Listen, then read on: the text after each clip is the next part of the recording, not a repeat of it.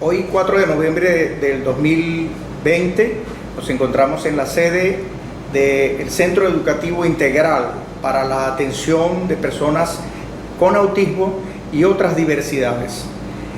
Habla para ustedes el doctor Robinson Mavares, psicopedagogo, 45 años de experiencia en el área de educación especial, y bueno, me encuentro acá para compartir con ustedes mis experiencias y mi conocimiento que puedan servir para que cuando usted allá en su casa se encuentre en este momento agobiada por la situación que está viviendo al tener un niño en esta situación, le pueda servir como una herramienta para poder sobrepasar estas barreras. Voy a hablarles del autismo como algo cotidiano y les explico. Cuando a nosotros nos nace un hijo, tenemos una expectativa increíble. Tenemos, como decir, esta hoja.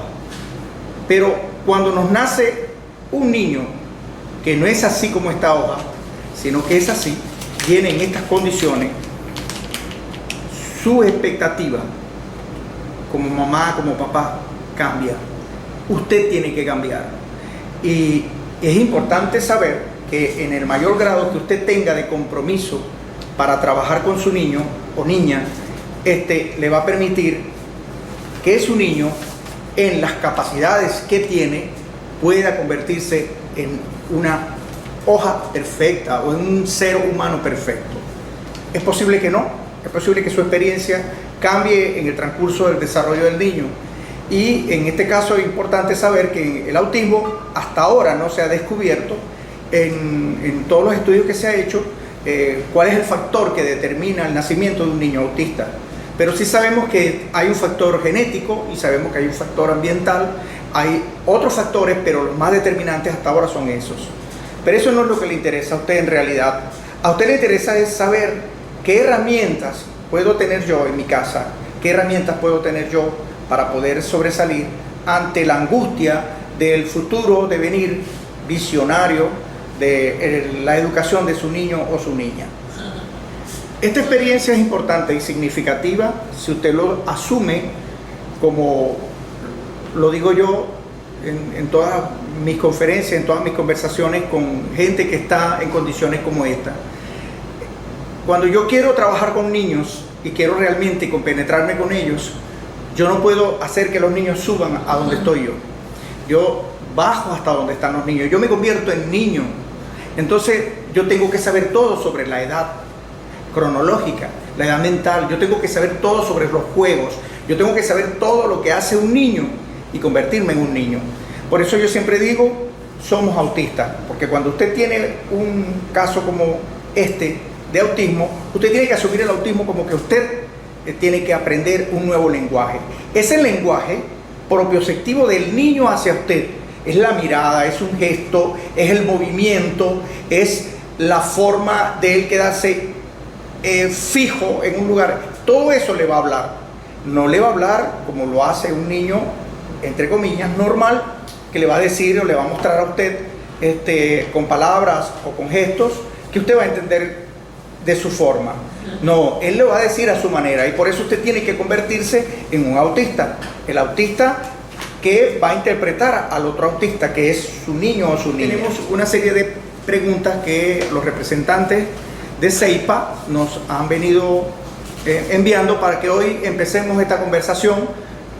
Va a ser un ciclo de videoconferencias con otros profesionales como psicólogos, psiquiatras, neurólogos, que van a ampliar el margen de referencias para que usted pueda ayudarse allá estando en casa. ¿Cómo evitar que un hermano no copie al otro en sus conductas disruptivas?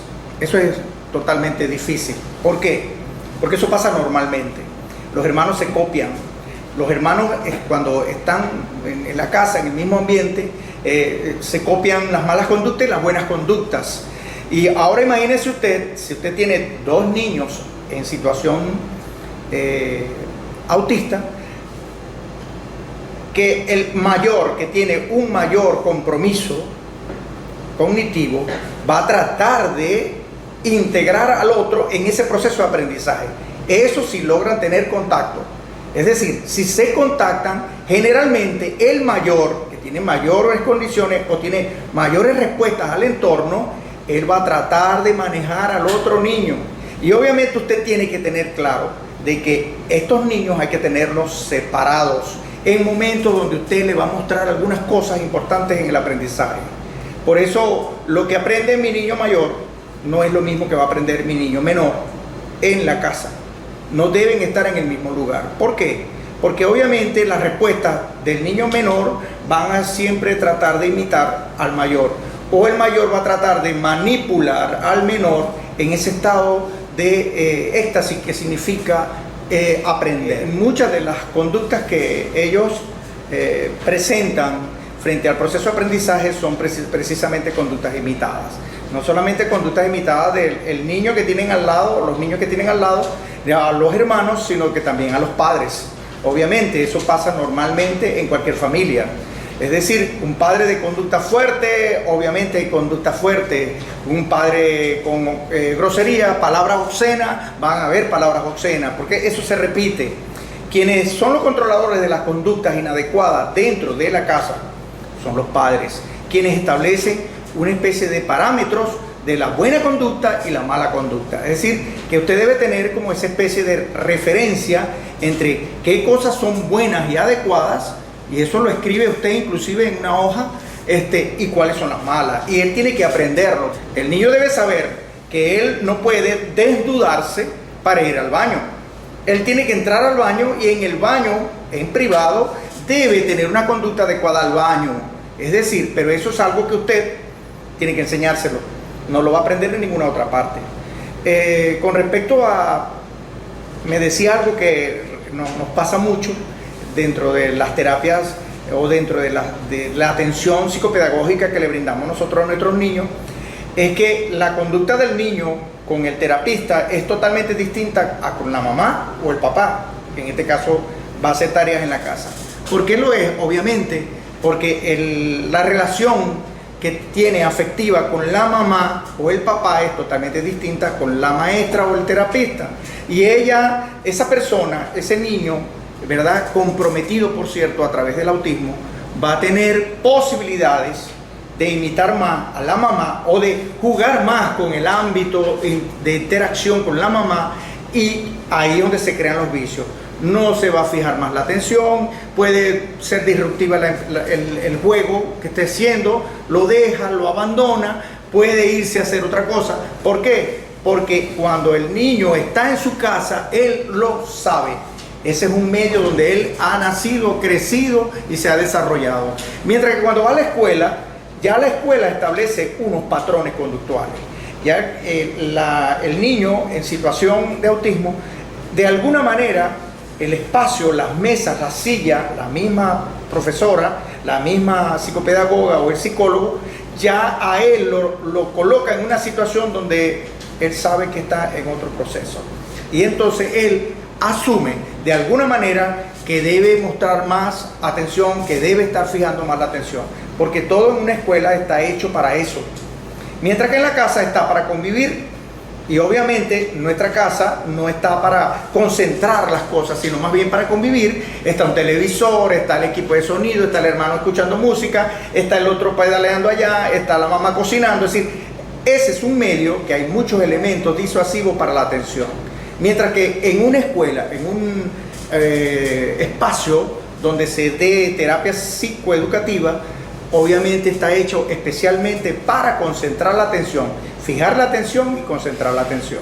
La segunda pregunta dice uno de los representantes: ¿cómo manejar los momentos de ocio? Es obvio en nuestros niños, y que este hermano, es la misma señora, dice que el hermano inclusive a veces lo asfixia y hay conductas muy agresivas.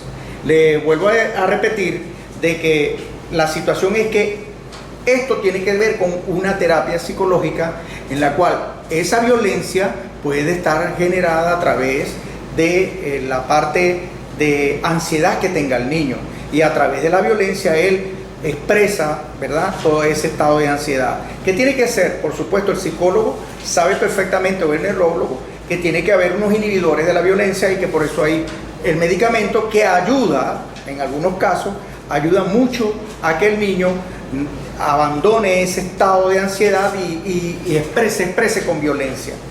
Niños violentos traen otros niños violentos y es una cadena de violencia y que es mala porque puede llegar inclusive a un accidente.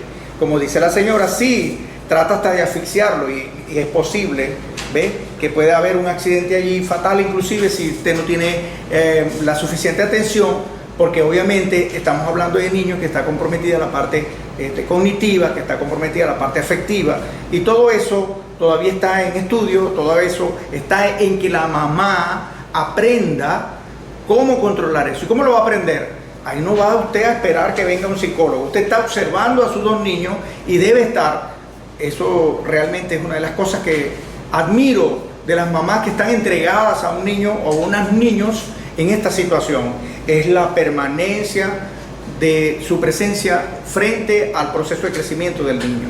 Tiene que estar allí el más tiempo posible. Es decir, ahora imposible, porque hay terapia para eso. El psicólogo establece una serie de actividades para la casa y obviamente separando a los niños que están comprometidos en estos actos violentos. La siguiente pregunta dice: mi hijo tiene 10 años y le gusta desde pequeño un apego al abecedario. Inclusive hasta ha logrado hablarlo o aprenderlo en inglés. Siempre es desafiante en cuanto a prestar sus cosas porque es egoísta con los objetos o los juguetes. Y por supuesto, esta condición, ella pregunta también el porqué de las cosas. ¿Por qué insiste tanto en el tema de preguntar cómo suceden las cosas? Son 3 preguntas. Vamos a tratar de ampliar el rango de la pregunta para que usted pueda comprender esto. Este espectro del autismo tiende a que los niños y niñas, de alguna manera, ellos tengan fijación a objetos que se mueven, tengan fijación a colores, tengan fijación a la rutina, tengan fijación a ruidos, a cierta canción. Es decir, eso es normal dentro de ese espectro. Pero usted debe aprovechar ese apego que tiene a la abecedaria para estimular el aspecto lingüístico del niño. Es decir, que él aprenda a través de ese apego al abecedario, digamos, estimulándole la parte lingüística, que es una de las áreas que afecta al autismo. Sabemos perfectamente que afecta la parte cognitiva, la parte lingüística, la parte social y por supuesto, por ende, cómo se desarrolla a nivel de educación, la parte social. Pero aquí, en este caso, el niño, como todos los niños, ellos tienen un sentido de pertenencia de los objetos y son tan personales que se vuelven como ellos, como parte del ser humano. ¿Cómo hacerlo?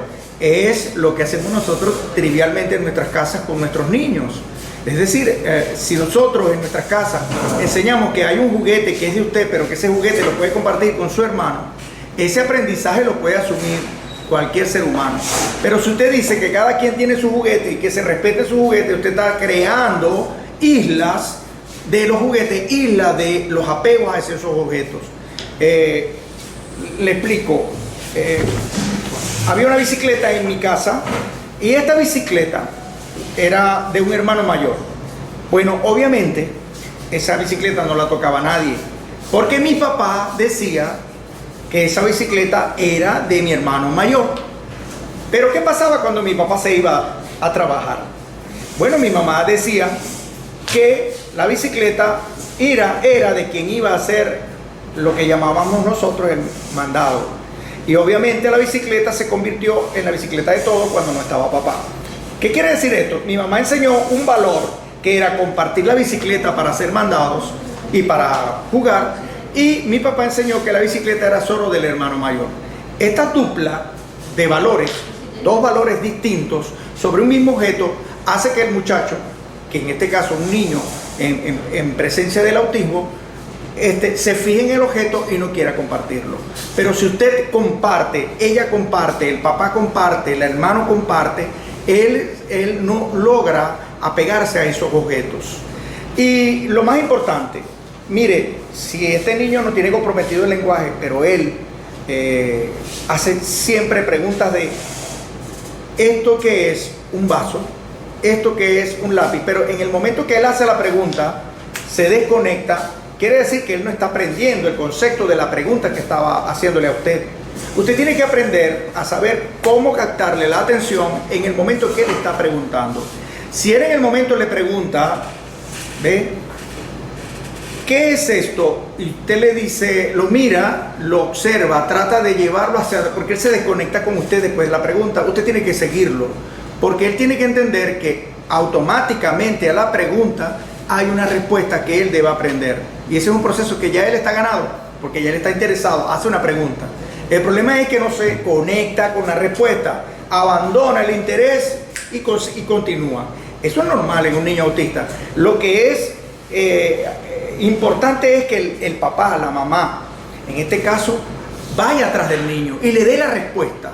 Busque la manera de que conectarlo para que él aprenda a esos pequeños relámpagos donde él fija la atención y le hace una pregunta sobre algún fenómeno, sobre algo que está pasando en la casa, algo que está viendo, algo que está funcionando que él no entiende cómo funciona.